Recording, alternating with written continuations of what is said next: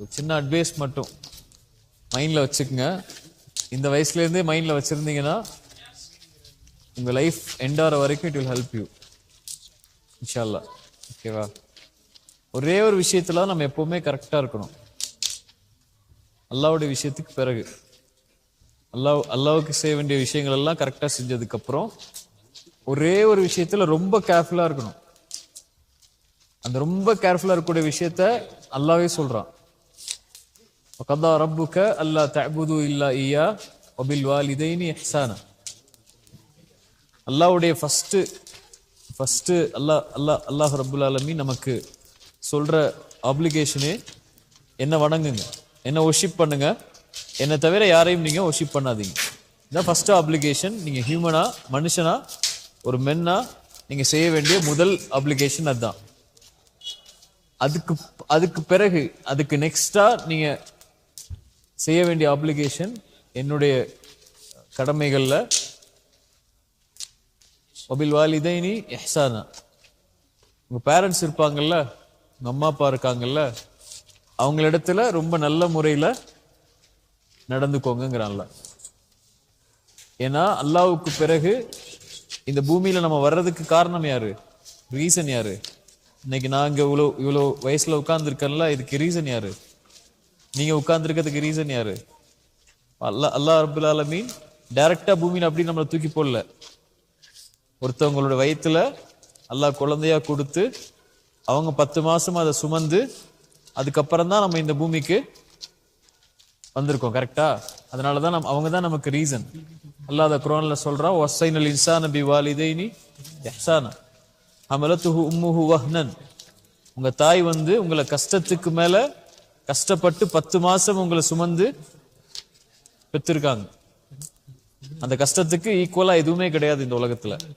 ஒரு அம்மா 10 மாசமா வயிற்றுல சுமந்து அந்த 10 மாசத்துக்கு அப்புறம் அந்த டெலிவரி டைம்ல வர பெயினை அனுபவிச்சு உங்களை இந்த பூமியில கொடுக்கறது பெரிய பெரிய பெயின் தரக்கூடிய ஒரு விஷயம்.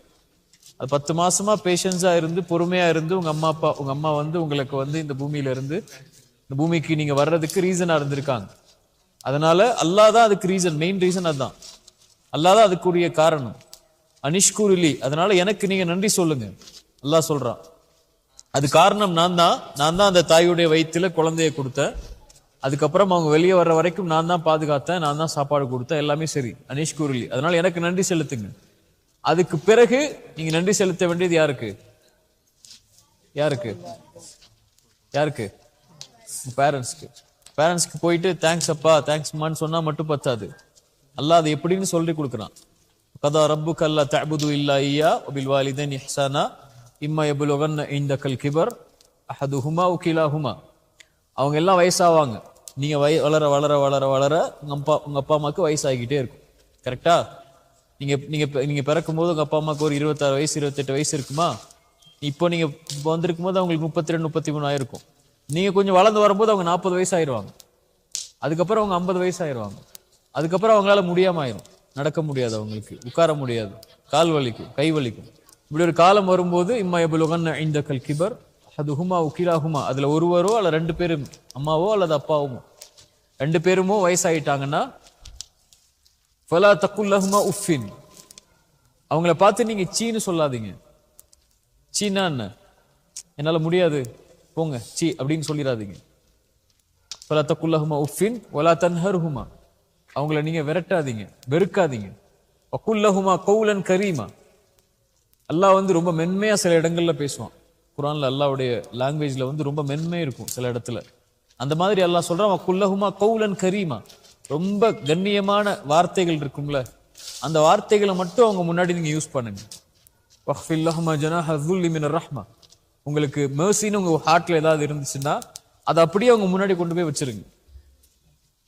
ரப்புர்ஹம்ஹுமா கமா ரப்பயானி ஸகீரா, யா அல்லாஹ் நாங்கள் சின்ன வயசா இருக்கும் போது எங்களை அவங்க தானே பார்த்துக்கிட்டாங்க, அவங்க தானே ட்ரெஸ் பண்ணி விட்டாங்க, அவங்க தானே எங்களை குளிப்பாட்டி வச்சாங்க, அவங்க தானே ஸ்கூலுக்கு அனுப்புனாங்க, அவங்க தானே சாப்பாடு கொடுத்தாங்க, எங்க என்ன கோபம் சண்டை எல்லாம் வந்தாலும் அவங்க தான் நம்மளை பார்த்துக்கிறாங்க. இப்படி எப்படி அவங்க என்ன பார்த்துக்கிட்டாங்களோ இந்த வயசுல நீ அவங்கள பார்த்துக்கோயா அல்லாஹ், நீ அவங்க மேல மெர்சி காட்டியா அல்லான்னு சொல்லி அல்லாஹ்விடத்துல துஆ செய்யுங்க, நல்லா சொல்லி கொடுக்குறான். இப்படித்தான் அல்லாஹ் வந்து நன்றி செலுத்துங்கிறான். தேங்க்யூ சொல்றது மட்டும் இல்ல, நீ அவங்களோட எப்படி பேசுறீங்கன்னு பாருங்கிறான். நீ அவங்களோட என்ன லாங்குவேஜ்ல யூஸ் பண்றீங்க வேர்ட்ஸ அப்படிங்கறத பாருங்க. ரொம்ப கண்ணியமா யூஸ் பண்ணுங்க, ரொம்ப கண்ணியமா பேசுங்க, ரொம்ப கண்ணியமா நடந்துக்குங்க. அவங்க தான் அல்லாஹ்வுக்கு பிறகு நீங்க இம்பார்ட்டன்ஸ் கொடுக்க வேண்டிய ஒரு உறவு. அல்லாஹ்வுக்கு பிறகு ரொம்ப இம்பார்ட்டன்ஸ் கொடுக்க வேண்டிய ஒரு ரிலேஷன்ஷிப்னா இந்த உலகத்திலேயே யார் தான்? பேரண்ட்ஸ் தான். ரசூலுல்லாஹி ஸல்லல்லாஹு அலைஹி வஸல்லம் கேட்டாங்க, ரசூலுல்லாஹ் இந்த உலகத்திலேயே ரொம்ப நெருக்கமா வச்சிருக்க வேண்டிய ஒரு ரிலேஷன் யாரு, ஒரு ரிலேஷன்ஷிப் யாரு, யாரோட? ரசூலுல்லாஹி ஸல்லல்லாஹு அலைஹி வஸல்லம் என்ன சொன்னாங்க? உம்முக், உங்களுடைய மதர். தும்ம உம்முக், அதுக்கு பிறகு உங்களுடைய தாய். தும்ம உம்முக், அதுக்கு பிறகு உங்களுடைய தாய். அதுக்கு பிறகு அபூக்க, உங்களுடைய தந்தை. சரியா? ரசூலுல்லாஹி ஸல்லல்லாஹு அலைஹி வஸல்லமும் அல்லாஹ்வும் நமக்கு சொல்லி கொடுக்கிறது என்ன? பேரண்ட்ஸோட ரொம்ப கண்ணியமா, ரொம்ப மர்சிஃபுல்லா நடந்துக்கணும். சரியா? ஃபர்ஸ்ட் நம்ம நன்றி செலுத்த வேண்டியது அவங்களுக்கு, நம்ம இந்த பூமியில வந்ததுக்கு அவங்க ரீசன். அதுக்காக நம்ம அவங்களுக்கு நன்றி செலுத்தணும். செகண்ட் ஒரு ரீசன் இருக்கு அவங்கள்ட்ட இருந்து நம்ம கிடைச்சது. என்ன கிடைச்சிருக்கு? அவங்கள்ட்ட இருந்து என்ன கிடைச்சிருக்கு? செகண்ட் என்ன கிடைச்சது? யாராவது சொல்லுங்க. அம்மா அப்பாட்ட இருந்து செகண்டா நமக்கு இந்த உலகத்துல ஒண்ணு கிடைச்சிருக்கு. நிறைய பேருக்கு அது கிடைக்காது.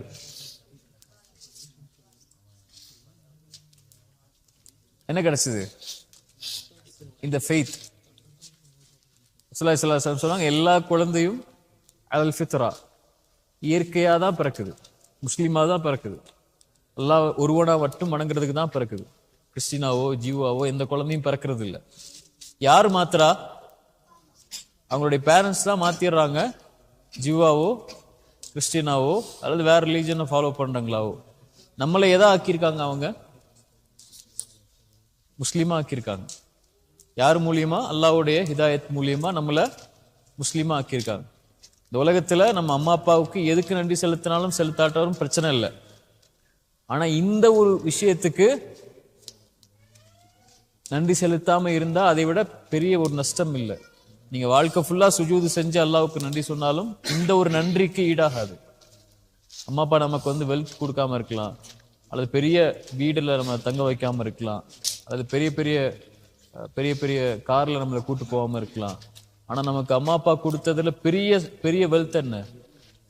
இந்த ஃபெய்த், இந்த லா இலாஹ இல்லல்லாஹ்ங்கற கலிமால நம்ம இருக்கிறதுக்கு அல்லாஹ் வாய்ப்பு கொடுத்ததுக்கு அவங்களும் ஒரு ரீசன். சரியா? அதுக்காகவும் அவங்களுக்கு நம்ம நன்றி சொல்லணும். எதுக்கெல்லாம் நன்றி சொல்லணும்? ஃபர்ஸ்ட் விஷயம் என்ன?